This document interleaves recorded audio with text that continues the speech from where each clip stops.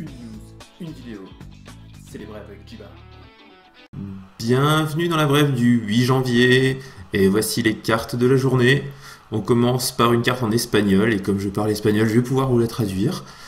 Agrupar a los ancestros, 2 blancs et X, ça récupère toutes les cartes de créatures de votre cimetière qui ont X ou moins en jeu, et ça les exile à votre prochain entretien.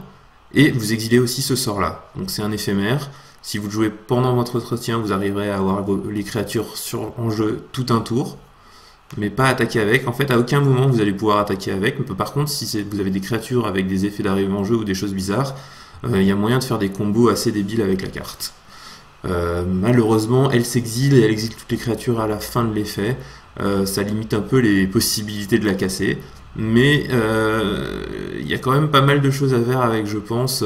S'il y a un petit jeu combo qui se monte avec, ça devrait être assez rigolo. On continue par Ghastly Conscription. Donc 2 noirs, 5 incolores, c'est un rituel cette fois. Et ça exile toutes les créatures du cimetière du joueur ciblé. Et ça vous les met chez vous face down en manifeste. Mais vous les mélangez d'abord, comme ça votre adversaire ne sait plus laquelle est laquelle, hein, bien sûr.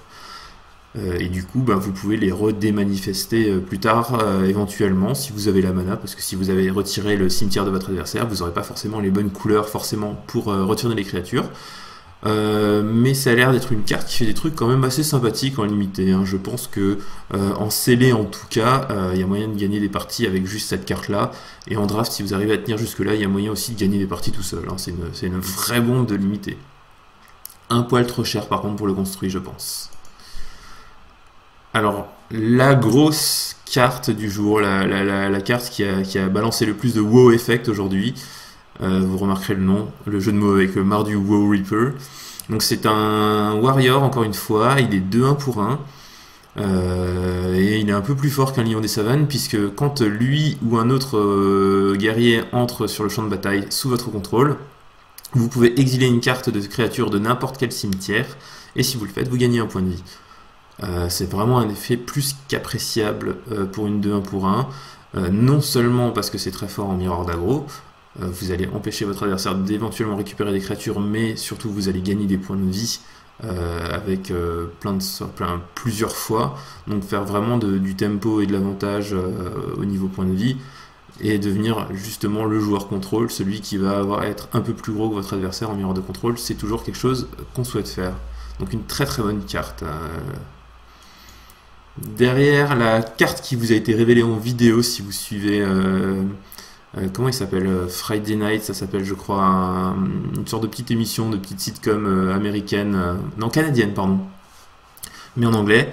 Donc c'est le Weaponsmith, il est 1-3 pour 1 bleu 1 incolore, il permet d'ajouter 2 mana à votre réserve de mana, mais que pour lancer des artefacts ou des capacités d'artefacts.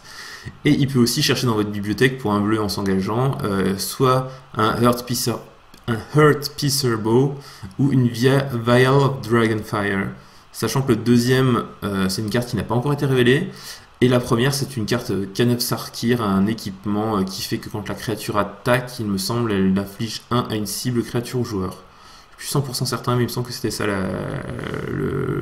l'arc. L'arc crève-cœur. Quelque chose dans le genre. Ensuite, on a un élémental, je précise parce que sa capacité, vous allez comprendre, c'est pas quelque chose qu'on a généralement sur les élémentaux. C'est une 4-1 pour 2, donc assez impressionnant comme stat, l'air de rien, surtout pour une bête bleue. Et elle a, dès qu'elle est la cible de un sort ou capacité, ou juste sort, je ne sais plus, vous la sacrifiez. Donc c'est une capacité, comme je disais, qui est généralement sur les illusions. Ça a été souvent dans les éditions de base, les illusions, les 2-2 pour 1 ou le clone en illusion. Donc si vous le targetez, vous le sacrifiez, mais sinon c'est une 4-1 pour 2, quoi. Donc de quoi mettre des grosses patates. Et on finira par le Scout Mardu. Pour 2 rouges, c'est une 3-1 avec dash pour 2. Donc je rappelle, un dash, vous pouvez la jouer pour son coup de dash. Du coup, elle a la célérité, mais vous la retournez en main à la fin du tour. Une carte plutôt correcte. Ça fait toujours. Les cartes d'âge, je pense qu'elles vont être plus jouées qu'elles pourraient en avoir l'air. Déjà, c'est un gobelin qui fait du surf. forcément ça marque des points, mais surtout avoir des cartes en main qui font des points qui permettent d'attaquer un peu par surprise votre adversaire alors qu'il pense qu'il n'y aura pas de soucis ce tour-ci, ou qui permet de mettre 3, de laisser votre adversaire faire Vras, mais du coup votre carte vous l'avez récupérée en main, vous avez juste fait foudre avec, et donc du coup vous pouvez la reposer tranquillement derrière.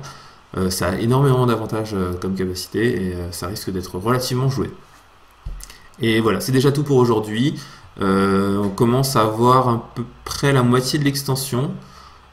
Pour pas dire de bêtises, donc je pense que la semaine prochaine on va avoir beaucoup de previews pour finir cette semaine avant les AP.